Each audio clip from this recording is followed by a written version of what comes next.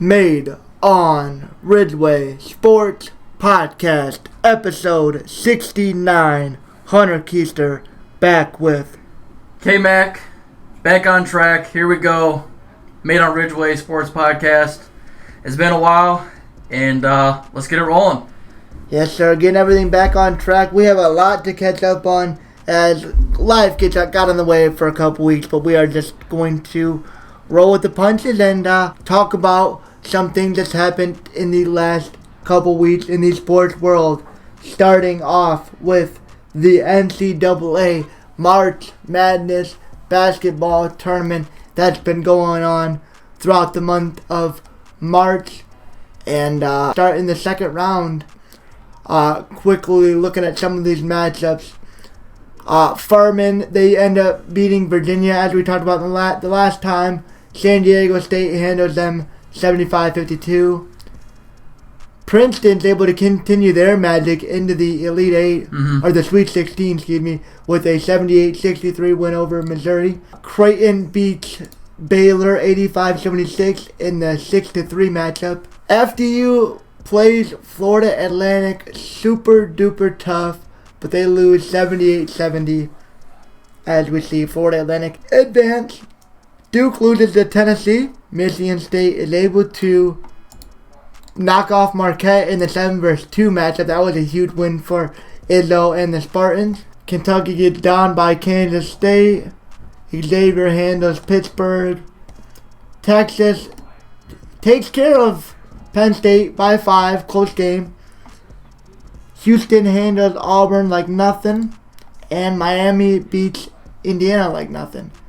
And then Gonzaga, UCLA, after they both get easy, or Gonzaga close win. Yeah. Northwestern by 3.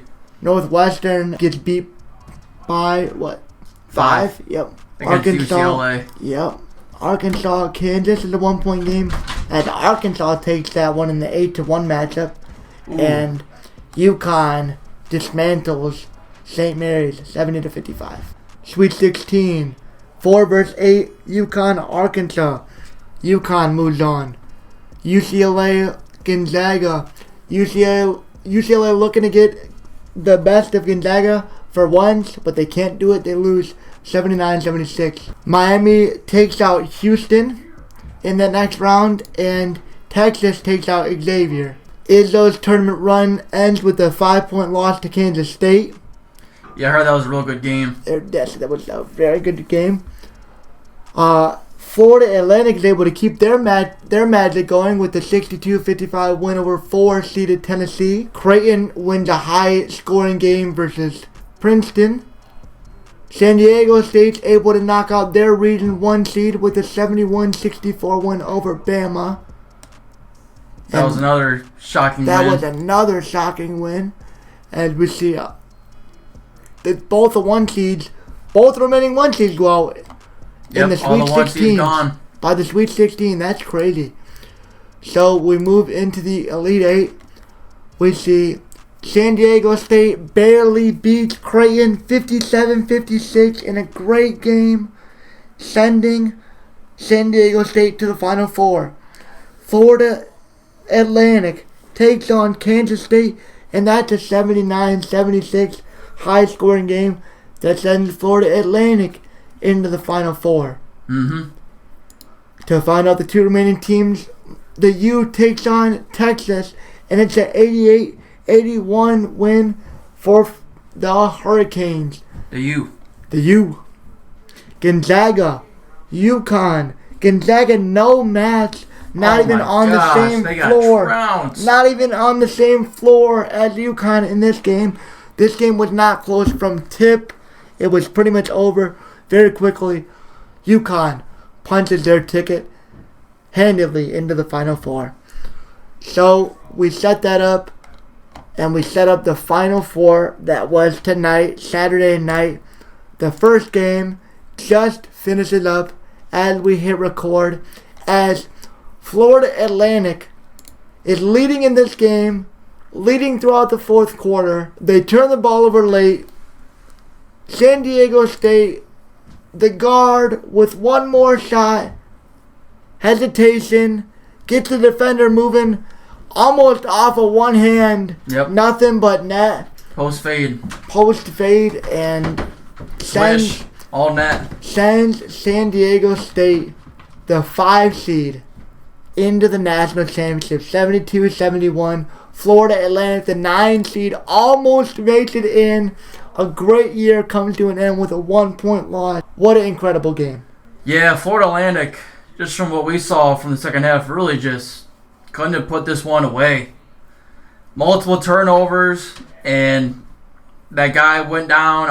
I don't know his name, but he went down, missed a layup to at least go up by 3. And now you miss, and then Florida Atlantic gets the rebound, goes down. They go down in transition offense.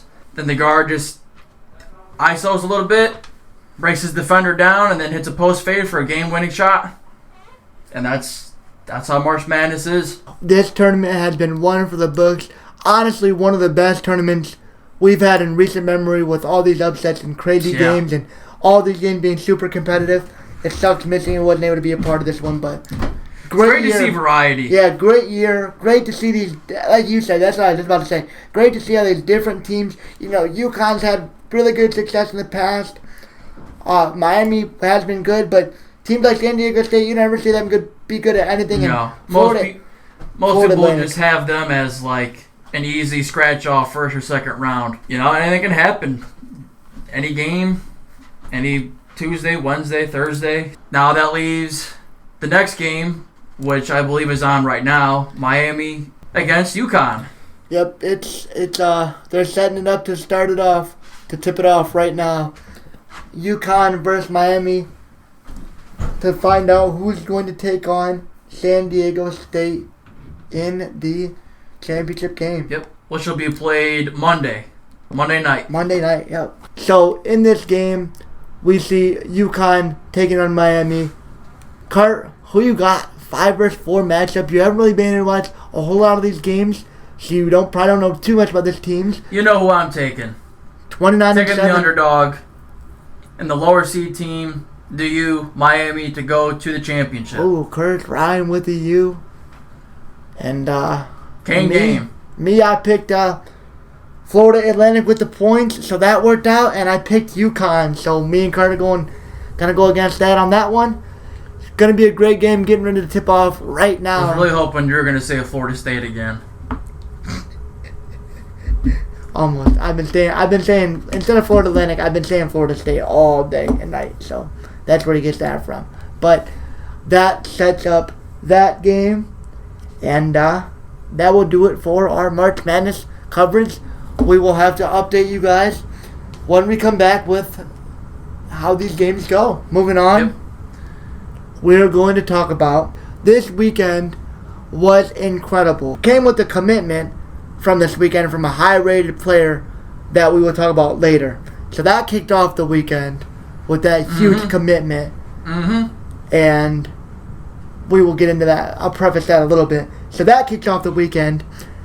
And then, as we're all riding the highs of that, getting into the weekend, getting ready for the spring game, Hunter Dickinson comes out and unfortunately announces that he is going to enter the transfer portal. Now this came with some head scratches from, I think, the Michigan fan base, as nobody really saw this coming. You kind of thought he might test the pro waters. Doesn't happen. And now he leaves. And I think we need to get into kind of diving into more of this deeper, right? Because apparently, there were talks about him just not seeing Michigan as a championship caliber winning team. There were talks about him wanting to just be more of the main focus kind of star guy. And so he transfers.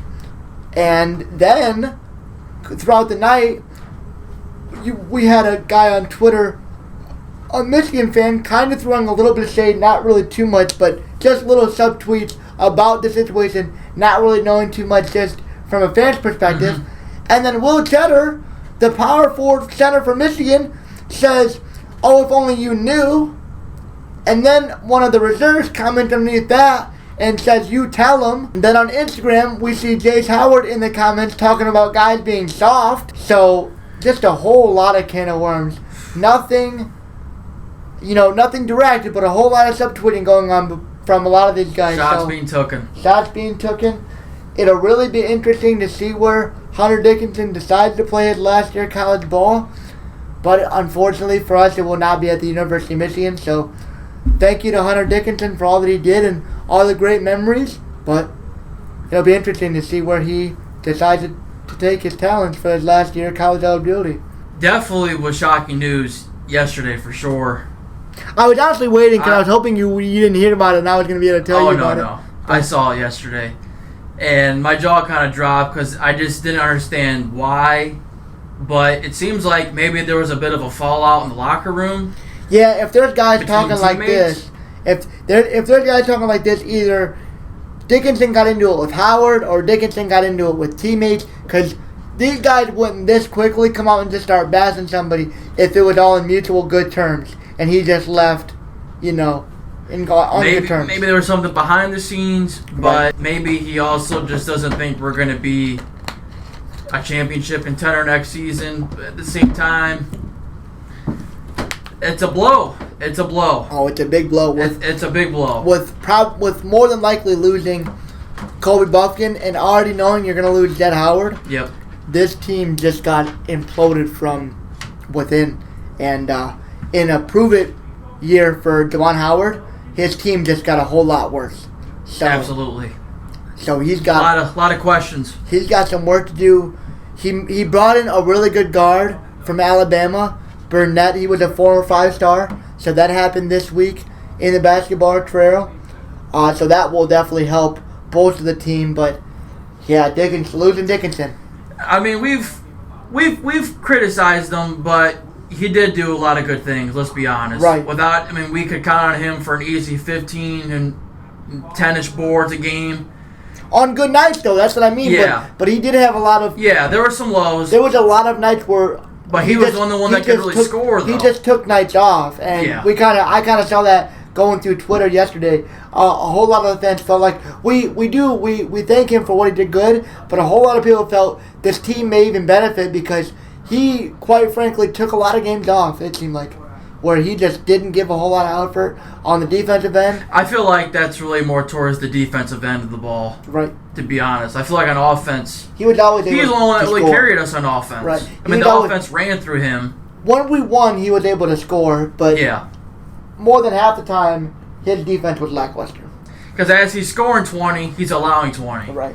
So it kind of balances out. But definitely surprising news. Wonder where he's going to go, and just curious as to why he just decided to leave. But we'll probably never really get those answers for a while. Well, maybe we will. If these guys are taking some shots at him, maybe he'll fire something back, and we'll kind of get some light on it. But once he goes to a new team? Right. Yeah. All right, we'll move on and go into the NCAA hockey tournament. Starting it out, as I'm going to look to the bracket. Minnesota took on Canisius. St. Cloud State took on Minnesota State. Denver took on Cornell. Boston University took on Western Michigan. Michigan took on Colgate. Penn State took on Michigan Tech. Quinnipiac took on Merrimack. And Harvard took on Ohio State. So they got smacked. We'll start from the bottom. Ohio State ends up beating Harvard in an upset matchup to start the tournament off Friday, 2 p.m. Now, this is something I do want to preface talking about the tournament. Look at these, man. Like, there was games on a random Thursday night at 9:45 and 10 and like 11 o'clock on Thursday nights for a basketball tournament, right? Yeah. And then the hockey tournament Thursday at 2 p.m. Who's gonna be able to watch that? This is the tournament. This is Friday at 5, Friday at 5:30, Thursday at 2. There was 2 games Thursday at 2. Oh, that nobody's off of work to be able to actually watch. That is abysmal. Just planning by the NCAA. Scheduling, yes. Scheduling. That's abysmal.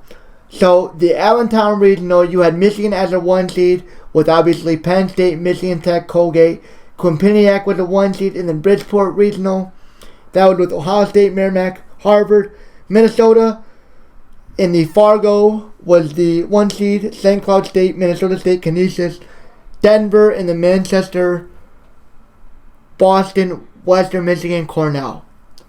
So Ohio State wins, Quinnipiac wins, Penn State, Michigan, Boston, Cornell, St. Cloud State, Minnesota. That sets up Minnesota for St. Cloud State. That's a really good matchup. Minnesota wins. Cornell versus Boston. Close game. Boston wins.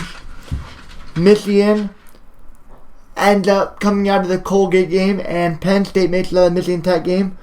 So Michigan has to play a road game as the 1 seed. That's another thing. Can we explain that? Going to Allentown, Pennsylvania. That is a 7-hour drive. I only know that because I went to the game. Yeah. So we had to go on enemy ice pretty much and get the job done, which we do.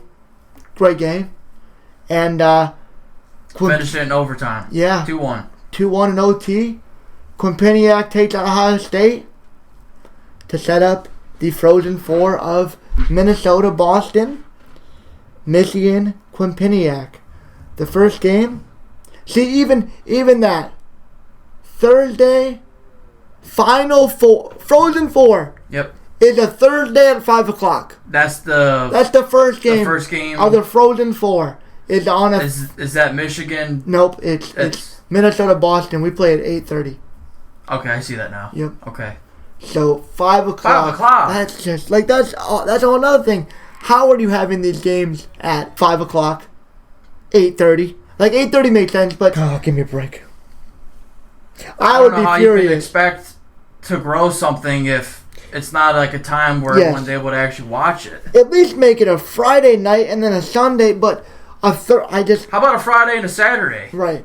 Like one game one day, the other the next game. What if you couldn't get off work? You could end up missing half this game trying to get home, and I'd be furious if I was that. At least Michigan got the later games, so I wouldn't even have to worry about that. But right. Wow, just miserable. That's just miserable scheduling all around the board in the hockey tournament throughout, in the basketball tournament throughout. Nothing to really say about it. Just terrible, but really excited. Michigan is back in the Frozen Four. And, let's see. I'm excited. I'm super pumped. Michigan has a great team, and they got a great chance to make the national championship.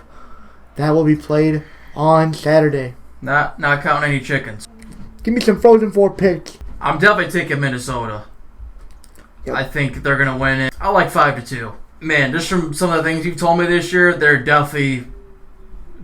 here for a reason. They're one of the best hockey teams in the whole country, so I think they'll take care of business, as we will know who won that matchup by the time Michigan plays their game. Do I have to tell you who I think is going to win right now? See, it's a no-win situation, because if I say that we're going to win, you're going to say I'm going to jinx us. But then if I pick Quinnipiac, so the I's silent before the P.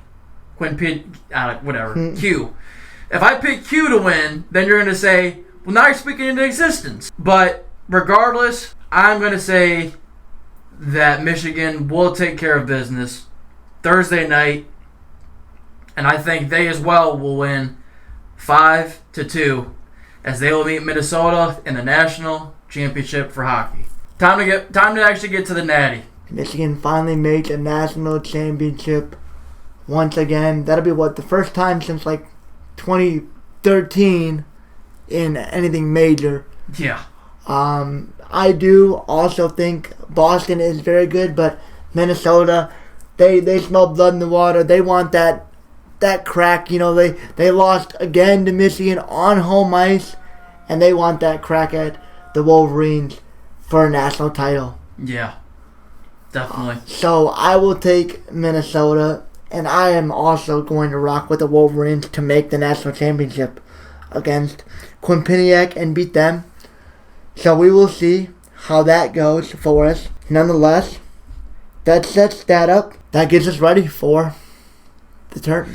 Wow, so that would be Saturday. they don't give them no time. It's like if you're in the tournament, you're playing every couple of days. Right. Catch everyone up then on the next one. Right. Wow. We'll be right in the thick Probably of it. right after that. Right. Guess we'll see Thursday what happens. Oh, yeah. Definitely excited for that. We will move on to Adam Fantilli being named for the Hobie Baker Award, which is a.k.a. the NCAA hockey version of the Heisman. Adam Fantilli is joined by Minnesota's Logan Cooley. They both went to Minnesota? Yeah. Wow. By Minnesota's Logan Cooley and Matthew Nyes. Wow. So, yeah, I mean, that makes sense. Those guys are both incredible hockey players. Fantilli, let's see it. Oh, boy. 29 goals, 35 assists. Yeah, that's going to be a crazy race.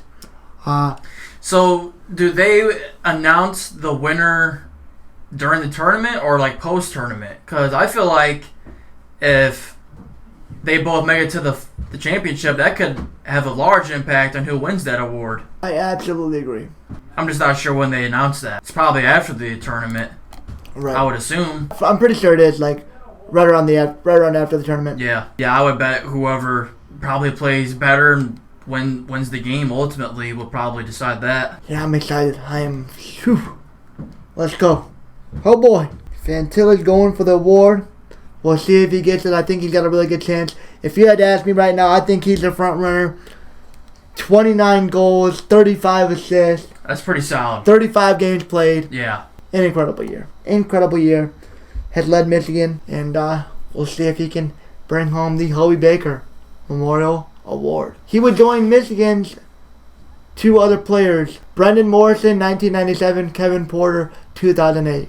Both won the Hobie Baker. Matty Beniers and Luke Hughes were finalists last season, but they gave it to Minnesota State goaltender Dryden McKay. That'll wrap things up on Fantilli and the Hobie Baker. We will now get into the Michigan spring game. Just going to go over some notes, some high points, what went well. I know you guys probably, there's only a select few that's going to care about the Michigan spring game, so we will talk about it and move on. All right, so in this one, we saw the Maize team wins 22-21. They go for two after getting a touchdown drive with a minute 40 left, and they get the 2-point conversion, and then they get the interception on the next drive to close it out. So some of my points of emphasis: Josiah Stewart.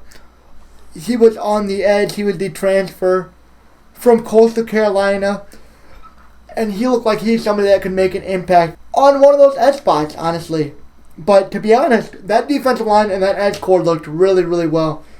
Jaden Harrell played really well. He had a couple tackles for loss in this game. This game was dominated by tight ends, honestly. You had O'Leary on one side, who Gardner said had, I believe, about 120 or 130 yards in this game. Mm-hmm. That's what's showing on here.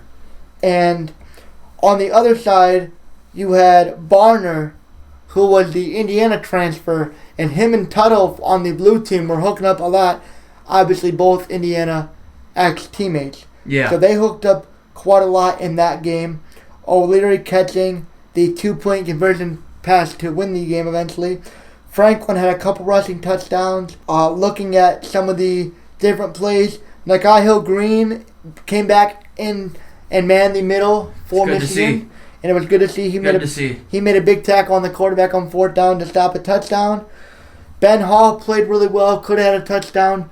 Ended up getting one, I do believe. Could have had another one, but he did slip. Talking about Barner a little bit, coming out of Indiana, Tom Allen said that Barner could have been the top tight end Indiana's ever had. So that is some very, very high praise. So definitely a talented tight end for sure. Definitely a talented curious to see end. as to how we're going to use him. Right. A couple other things I noted on the defensive side. Walker played on Darius Clemens. Walker won the battle, had the pick in his hand, and dropped it. Ooh. But was good to see him win the battle over the skillful Clemens. He did get the same route against Cornelius Johnson. He did get beat for a nice 15 or 20 yard reception. We see I wanted to also mention Pollard had a great pick. He baited, I believe it was Warren. Davis Warren, yeah. Into a great interception. So, those were some of the notes that I had. 22-21 game. Benny had 2 tackles lost. He played really good. Warren made some great passes. But I do believe Tuttle probably has that backup role right now. Because usually those guys that come in as like graduate transfer type, like learners or just help out kind of guys, they don't really compete like that. But Tuttle was slinging it. That's not reading on here. So I could really see Tuttle picking up the backup quarterback as Warren is still a little bit young and could really see himself get some playing time and, backup role next year. He'll probably be the 3rd string. So I like that. Saw a lot from the tight ends, not a lot from the receivers. I mean, there was some guys that made some plays, but mostly when it was passing, it was the tight ends. Yeah, the receivers just didn't really see the throws. So if I had to go over negatives, I mean, Warren came out, threw 2 almost interceptions on 2 passes in a row to start his first 2 drives. They get backed up to a 3rd and 16, and then he fired like a 40 or 50-yard pass down to the goal line. So that was great to see. Tuttle did end up fumbling off one of the only bad plays that I think was in this spring game. They're in there, they're trying to make a play, but Tuttle gets rolled up and really just smashed. He ends up fumbling.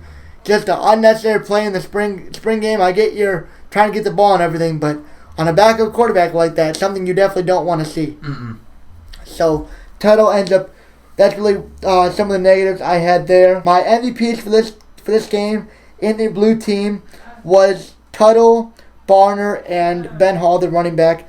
And the maize team, I had O'Leary and Davis Warren listed, as well as Jaden McBurrows was also getting some praise from the commentators after the game. So he did have a good game on the outside corner, as the Wolverines are looking for a second corner opposite of Will Johnson right now. So, all in all, a really good, fun, competitive spring game. 22-21 final. Wish the weather would have been better, and I would have been there, but unfortunately, had to settle with watching for it at home. So, great game, 22-21. Good, exciting football something to hold us over. Get us through the winter and summer and back to the fall. But that'll do it from spring ball for Michigan. We'll see how the team progresses, and man, I can not tell you enough how excited I am for this coming season. Let's go blue. All right. Before we wrap this up, we should go over one more thing. Jaden Davis committing to Michigan. 2024 5-star quarterback, number 6 overall prospect in the class of 2024, number 3 dual threat, and he's still got a whole year left. He picked Michigan over Tennessee, North Carolina, Ohio State, and Bama, right? And Clemson. I thought it might have been Bama, but I know there was another big school. Tennessee was really in the running. Ohio State had some interest. UNC had some interest, but Jaden Davis, showed flashes of being Michigan throughout. Yeah, he was at a couple games. I remember that. Finally, after taking his time, taking his visits, he does commit to the Michigan Wolverines. This is an absolutely big move, because I remember how concerned you were with who was going to be next after JJ. Oh, absolutely. And just so many question marks. Yes. And for him to commit, and we already have that other running back who committed to us. Love to see it. Love being 2 steps ahead. Already got him waiting in the wings. Curious to see how that's going to work out when he actually gets to Michigan. Wonder if they're going to, after JJ leaves probably next year, I'm assuming, if they're going to just, what would he be, throw a freshman? There, are they going to redshirt him, or are they going to throw him in? But definitely excited about that. And, I wonder how good is he going to be. I don't know. But definitely big time to get that quarterback 1 spot filled. Because we're not here just for now. We're trying to run this thing for a while. Oh, yeah. 2 wins. We're not just here for 2 years and then a cloud of dust. No. Real excited when I saw that yesterday. 2 wins over Ohio State, 2 wins in the Big Ten, and Michigan is on the recruiting trail hard and fast now. Jaden Davis is somebody that you can have come in a whole year early and really try to build out that 2024 class. It's early, but Michigan does sit in the top 5 for the 2024 class. And getting a guy like Jaden Davis on board early is only to your benefit. So, insane day, insane start to the weekend. Great spring game. Frozen Four hockey coming up this week. And it's great to be a Michigan Wolverine. Great weekend and great podcast. Yeah. And I think that will pretty much do it. Yep. We've been around the 30 minutes, and that's been good. Getting in, getting out, hitting our topics, and getting caught up on these, as they will be a lot more frequent and a lot more better planned as we try to grow this thing out. So let's get it. Big plans for the summer and going into fall. So let's get it. I hope you guys enjoy this one. Episode 69 of the Made on Ridgeway Sports Podcast is in the books. Peace.